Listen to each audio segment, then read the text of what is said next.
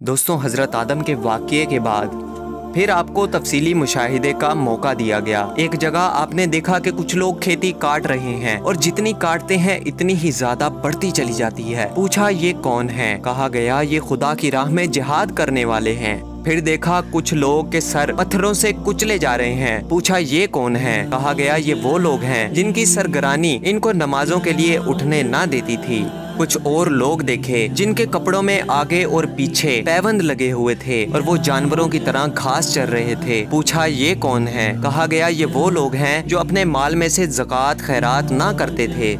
इसके बाद एक और शख्स देखा जो कि एक लकड़ियों का गट्ठा जमा करके उठाने की कोशिश कर रहा था और जब वो नहीं उठता था तो इसमें से कुछ लकड़ियां घटाने के बजाय वो बढ़ा लेता था। पूछा ये कौन है? कहा गया ये वो शख्स है जिस पर ईमानतों और जिम्मेदारियों का इतना बोझ था कि उठा ना सकता था, मगर इनको कम करने के बजाय जिम्मेदारियों को अपने ऊपर बढ़ाता चला गया। फिर देखा कुछ लोगों की जबानें और होंठ कैंचियों से कुतरे जा रहे हैं। पूछा ये कौन है? कहा गया ये वो लोग हैं जो बिला तकल्लुफ जुबान चलाते थे और फितना और फसाद फैलाते थे। एक और जगह देखा कि एक पत्थर में जरा सा शिगाफ यानी फासला था और इसमें से एक बड़ा सा मोटा सा बैल निकल आया। फिर वो बैल इसी शिगाफ में जाने की कोशिश करने लगा मगर ना जा सका। पूछा ये क्या मामला है? कहा गया ये उस शख्स की मिसाल है जो गैर जिम्मेदारियों के साथ एक फितना अंगेज बात कर जाता है, फिर नादम होकर इसकी तलाफी करना चाहता है मगर नहीं कर सकता। फिर देखा कुछ लोग अपना गोश्त काट काट कर खा रहे थे। पूछा ये कौन है? कहा गया ये दूसरों पर जबान ताने दराज करते थे।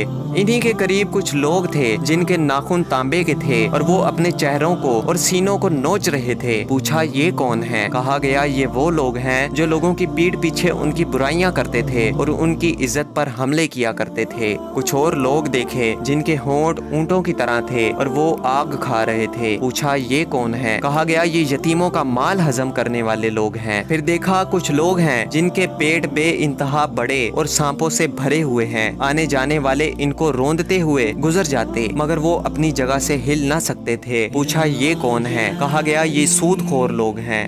फिर कुछ और लोग नजर आए जिनके एक जानिब नफीस गोश्त रखा था और दूसरी जानिब सड़ा हुआ गोश्त था जिससे सख्त बदबू आ रही थी। वो अच्छा गोश्त छोड़कर सड़ा हुआ गोश्त खा रहे थे। पूछा ये कौन है? कहा गया ये वो मर्द और औरतें हैं जिन्होंने अपने हलाल बीवियों और शोहरों के होते हुए हराम और अपनी ख्वाहिशें नफ्स पूरी की। फिर देखा कुछ औरतें अपनी छाती के बल लटक रही हैं। पूछा ये कौन है? कहा गया ये वो औरतें हैं जिन्होंने अपने शोहरों के सर ऐसे बच्चे मुंड दिए जो इनके ना थे।